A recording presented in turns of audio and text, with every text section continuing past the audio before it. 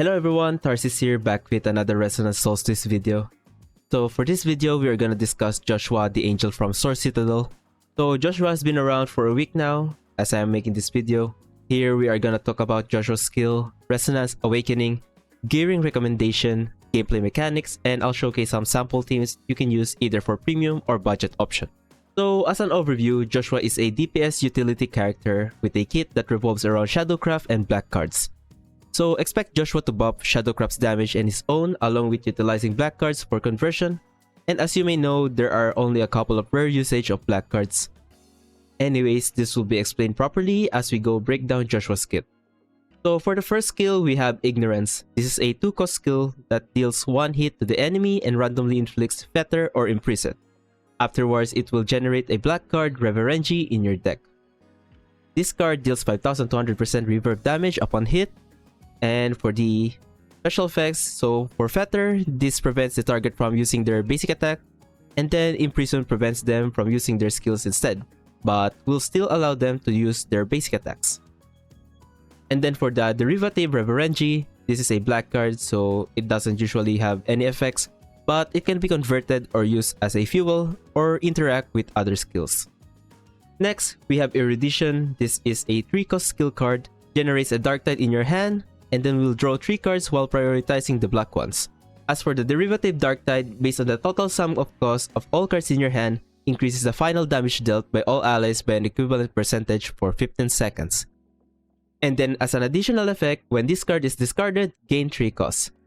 And this card is only destroyed when used, so you can use it for the Nayuta Reshuffle as it will act the same way as Aoba's Improvision at Awakening 1. One thing to note, if you happen to use it for cost generation, I suggest to make it so that its usage is whenever the cost is at 11 for auto combat. Lastly, we have Joshua's ultimate skill card, Omen. This is a 5-cost skill card that deals 13 hits of damage that ricochets among enemies. The number of hits are increased by 2 when Shadowcraft is used. As a special effect, whenever Darkest Hour is triggered from Shadowcraft, you will gain 13 cost and generate a Revelation card. The cost gained through this effect may exceed max cost, so it's possible for you to have 26 cost if your cost bar is full. For damage, each hit deals 1300% reverb damage. As for the derivative, first we have Revelation. This is a 0-cost card that will consume all your costs, and then for each cost consumed, this will deal damage to random enemies over 2 hits. Each hit now has a chance to generate Shadowcraft into your hand. The more cost consumed, the higher the damage. Although it isn't mentioned how much higher it is, it's still on point given that you will increase the number of hits. Speaking of hits, each hit deals 1300% reverb damage. Then for the last derivative, we have the general purple card, Shadowcraft. So Shadowcraft will use Arcane Spell. This will deal 1 hit of damage and inflicts injure. Additionally, this also curses the target. This also has a special effect of triggering Darkest Hour whenever you use Shadowcraft for 13 times. Damage-wise, Arcane Spell deals 3900% reverb damage, while Darkest Hour deals 39,000% reverb damage. Something to note, both of these damage are halved against mech units. As for the debuffs it inflicts, starting with Injure, this will increase the final damage taken by 15% for 5 seconds, and Curse, which prevents the target from receiving healing effect, attack, and defense buffs for 6 seconds. And that's about it for the skills. Now let's move on to the Resonance. Okay, so starting with Resonance 1, we have Sit. Increases the max cost by 1 and automatically destroy or converts all black cards in your hand to gain 2 costs. This cost can exceed the max cost, so if you have 13 max cost, it's possible to gain more like 20 cost or 26 cost like I mentioned. Next is Resonance 2, we have Yearn, which deeply correlates to the Resonance 1. Whenever a black card is destroyed, there is a chance to generate Shadowcraft in your hand. Next is Resonance 3, this is the HP boost, we have it at 35% due to balancing changes, and this is the same for all the characters. For Resonance 4, this is a fairly simple one. When each Shadowcraft is generated, attack is increased by 3% up to a maximum of 99%. Then lastly, for Resonance 5, attack will now have a 10% chance to trigger Blaze, and whenever Joshua is ignited, the trigger rate is increased by another 10%. And another effect is whenever Blaze is triggered, restore 0.5 costs. As for the minor nodes, these are just more damage percentage scaling for the stuff related to Joshua. Next we have is the Awakening.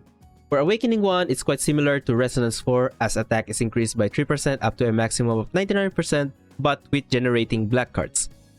Next, we have Awakening 2. After using Omen, add an Ignorance from the discard pile to your hand. Additionally, whenever you use Revelation, you get a refund of 20% of the cost. So if you use it at 13 cost, you can get refunded with 4 costs instantly. Awakening 3 is more flat stats for attack and defense and an additional 15% HP. Awakening 4 adds a healing utility to Joshua and the lowest HP ally whenever Shadowcraft is used. And lastly, for Awakening 5, this increases the chance of all allies including Joshua to generate Shadowcraft. So remember Resonance 2 of Joshua, instead of 50%, it will now have 63% effectively.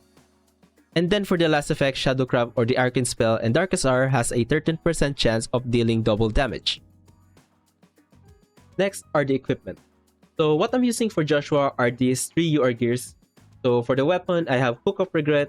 This is Joshua's BAS, and you can get this by exchanging on Joshua in Wonderland. This is pretty expensive, so this can be replaced by other gears such as Cunning Betrayal, Deep Probe, or Viscera Mark 0. For the armor, I'm using Grandfather's Reactive Armor. You can get this in Island Exchange Store. As an alternative, you can use External Memory Matrix or Simulated Stars. And for the accessory, I'm using Ancient Polyhedron for the zero-cost Shadowcraft. You can also get this by exchanging on Joshua in Wonderland. You can use Mobius as an alternative for this. Moving on with the teams, I have this premium team and this budget team. I will only showcase the premium team, but I will leave the import codes down in the description. If you have seen one of my first team showcase with the Scop Shadowcraft team, it's basically the same but upgraded. For starters, we have Nayuta as leader for the reshuffle, Joshua for the cost generation and Shadowcraft generation, Tenny for the shields, draw and freeze, Summer Shizuru for more draws and reshuffle, and then Suen for healing and Shadowcraft generation. For the budget team, we still have Nayuta and Joshua, but now we are using Rinavon as our frontline. She can also draw and add another defense layer for the team. Ava for cost generation with Nayuta reshuffle, and then Kalea for healing. Now let's move on to the gameplay showcase for the premium team, and I'll be doing it in the calculation recording.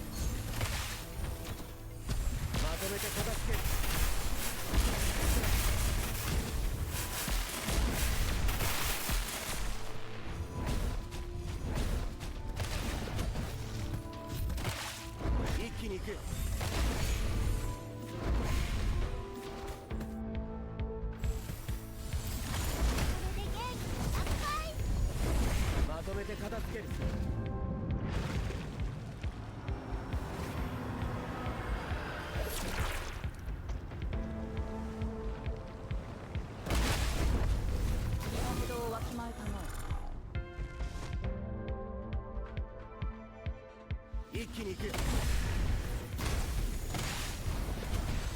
全力を込めてまとめて片付ける。絶対に忘れない。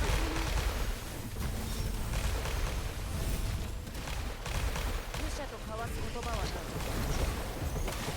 一気に行く。一気に行く。まとめて片付ける。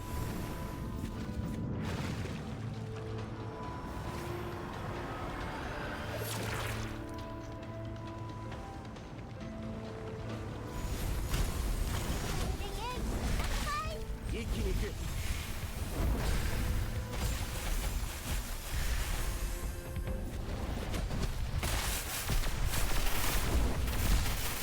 まとめて片付ける。全力を込めて絶対に忘れない。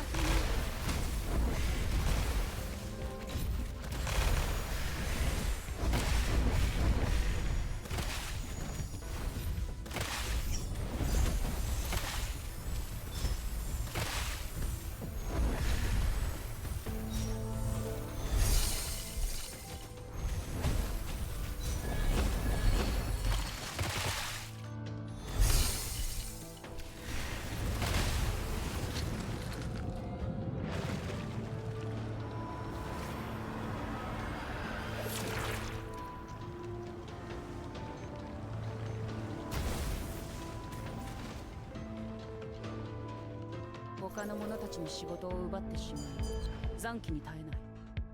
次からは君たちの分もきちんと残しておこ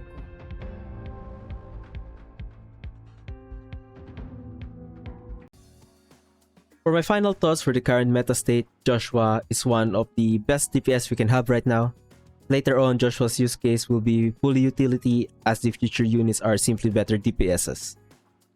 Anyways, that's it for me in this video. Leave a like and sub if you enjoyed this video. Once more, I'm leaving the import codes for both teams in the description. For written guides, visit us in pridewin.gg. Thanks for watching the video and I'll see you on the next one. Goodbye for now.